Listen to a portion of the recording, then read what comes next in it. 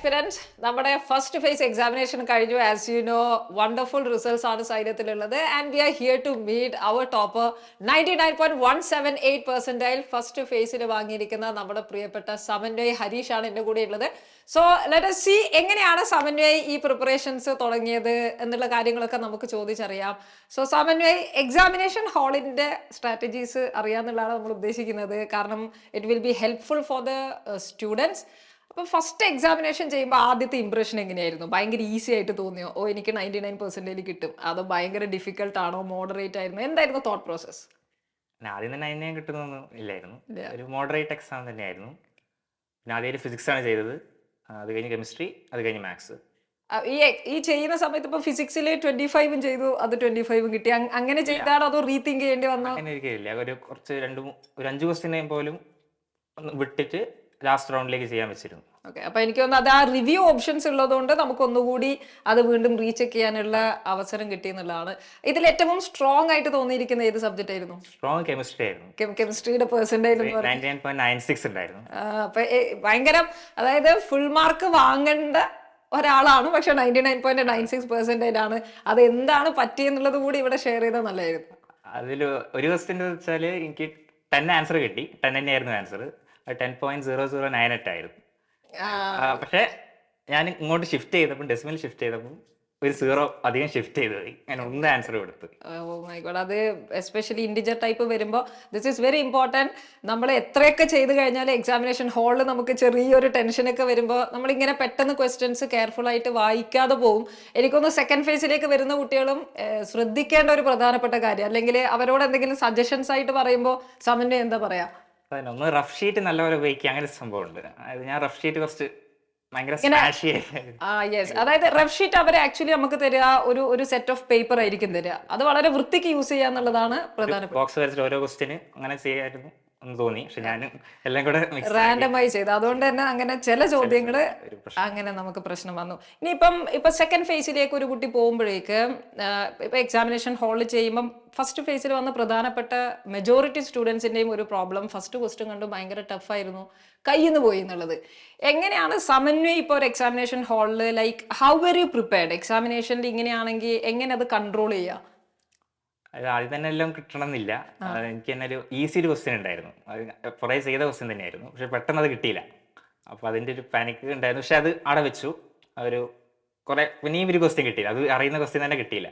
അപ്പോൾ അത് വിട്ടു. ലാസ്റ്റിലൊരു 10 മിനിറ്റ്സ് ഉള്ളപ്പോൾ ആ 2 ക്വസ്റ്റ്യനും കിട്ടിയത്. അപ്പം actually it happens to everybody. അത് നമ്മളിപ്പോൾ എത്ര ഫുൾ പഠിച്ചു പോയി കഴിഞ്ഞാൽ നമ്മൾ ചെയ്തിരിക്കുന്ന ചോദ്യങ്ങൾ തന്നെ ആ ഒരു സിനാരിയോയിലെ എക്സാമിനേഷൻ ഹാളിൽ വെച്ച് ചിലപ്പോൾ നമുക്ക് കിട്ടാതെ വരാം. അത് കുറച്ചുകൂടി റിലാക്സ്ഡ് ആയിട്ട് പിന്നീട് വന്ന് നോക്കുക എന്നുള്ളതാണ് നിങ്ങൾ എക്സാമിനേഷൻ ഹാളിലേക്ക് ചെയ്യുമ്പോൾ ശ്രദ്ധിക്കേണ്ടത്. ഇനിയിപ്പോൾ കമ്മിങ് ടു ഇപ്പം ഇതിൽ ഫിസിക്സ്, കെമിസ്ട്രി, മാത്സിലൊക്കെ വരുമ്പോൾ ഫിസിക്സ്, കെമിസ്ട്രി കുറെ കൂടി നമുക്ക് പെട്ടെന്ന് ആൻസറിലേക്ക് എത്തി ഈസി സ്കോറിംഗ് സബ്ജക്റ്റുകളായിട്ട് JEE മെയിൻ പോയിന്റ് ഓഫ് വ്യൂവിൽ നമുക്ക് പറയാൻ പറ്റും. സമന്വയുടെ ഫിസിക്സ്, കെമിസ്ട്രിയുടെ പാറ്റേൺ എങ്ങനെയായിരുന്നു? എങ്ങനെയാണ് പഠിച്ചത്? ലൈക്ക് ലാസ്റ്റ് മന്തിൽ എങ്ങനെയാണ് ഇത് ഇത്രയും സ്ട്രോങ് ആക്കിയത്? അത് PYQ ചെയ്യാന്നല്ലായിരുന്നു. ഫിസിക്സിൽ മിക്കവാറും എൻ്റെ വന്ന് തൊട്ടിട്ടുള്ള PYQ മിക്കവാറും ചെയ്തിരുന്നു. റീസെന്റ് PYQ ചെയ്തിരുന്നു. കെമിസ്ട്രിയിലെ ഫുൾ ചെയ്തിട്ടില്ല, പക്ഷെ നല്ല കാൽക്കുലേഷൻ ഉള്ളതുകൊണ്ട് അധികം ചെയ്തിട്ടില്ല. പക്ഷെ കെമിസ്ട്രിയിൽ NCERT സ്ട്രോങ് ആയിരുന്നു.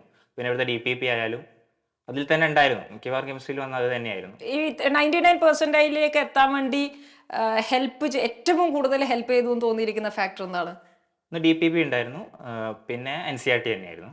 DPP അനലിറ്റിക്കൽ കെമിസ്ട്രിയിൽ ക്വസ്റ്റ്യൻ, DPP ഡയറക്റ്റ് ആയിട്ട് വന്നൊരു ക്വസ്റ്റ്യൻ ഉണ്ടായിരുന്നു. അപ്പോൾ എനിക്കൊന്ന് അനലിറ്റിക്കൽ P ബ്ലോക്ക് പോലെയുള്ള സബ്ജക്റ്റുകൾ അല്ലെങ്കിൽ ടോപ്പിക്കുകൾ പൊതുവെ ആൾക്കാർ ഇങ്ങനെ സ്കിപ്പ് ചെയ്യാൻ സാധ്യതയുള്ളതാണ്. അത് സ്കിപ്പ് ചെയ്യരുത് എന്ന് കൂടി ഈ വർഷത്തെ എക്സാമിനേഷനിൽ നിന്ന് നമുക്ക് മനസ്സിലായിട്ടുണ്ട്.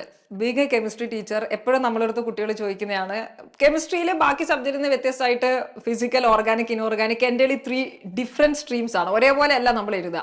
അപ്പം എങ്ങനെയാണ് സമന്വയം ഇതിനു വേണ്ടി പ്രിപ്പയർ ചെയ്യുന്നത്? അല്ലെങ്കിൽ what are the tips that you can give to others? ഇപ്പോൾ ഇൻഓർഗാനിക്കിന്റെ കാര്യം പറയുകയാണെങ്കിൽ അത് NCERT തന്നെയാണ്. NCERT ലൈബ്രറിയിലെ വായിക്കുക, അതേ ചോദിക്കാറുള്ളൂ. ഇൻഓർഗാനിക് തന്നെ ഔട്ട് ചോദിക്കാൻ സ്റ്റേറ്റ്മെന്റ് ടൈപ്പ് ചോദ്യമൊക്കെ നമുക്ക് അതൊന്ന് കാണാൻ പറ്റും. D ബ്ലോക്ക് ഒക്കെ തന്നെ വായിക്കുക തന്നെയാണ് ഉള്ളത്.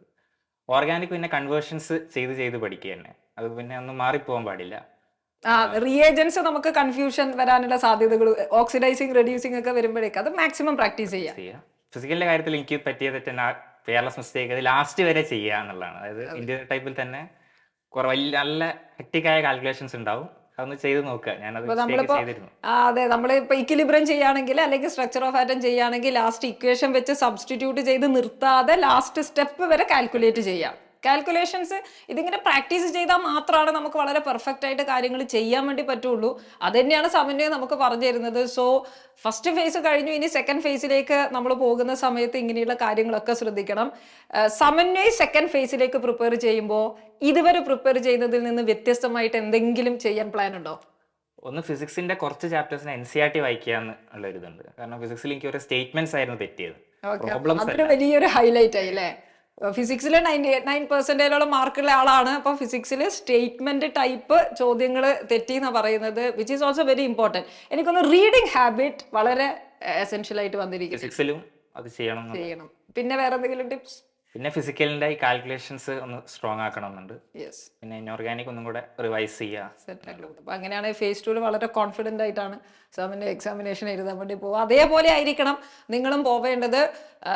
കഴിഞ്ഞു പോയിരിക്കുന്ന എക്സാമിനേഷൻ ഹാളിൽ സംഭവിച്ച കാര്യങ്ങളിൽ നിന്ന് നമുക്ക് തിരിച്ചറിവുകൾ ഉണ്ടാവുകയും അതിൽ നിന്ന് കൂടുതൽ നന്നായിട്ട് പ്രിപ്പയർ ചെയ്യുക എന്നുള്ളതാണ് ഒരു JE ആസ്പിരന്റ് അല്ലെങ്കിൽ എഞ്ചിനീയറിംഗ് ആസ്പിരന്റ് ഒരേത് എൻട്രൻസ് എക്സാമിനേഷൻ എഴുതുന്ന ആൾക്കാരും ചെയ്യേണ്ടത്. So that's about. നമുക്ക് സമന്വയുടെ കുറെ ടിപ്സ് കാര്യങ്ങളൊക്കെ നമുക്ക് ഈ സെഷനിൽ കിട്ടിയിട്ടുണ്ട്. So thank you Samanvay, thank you very much, all the best.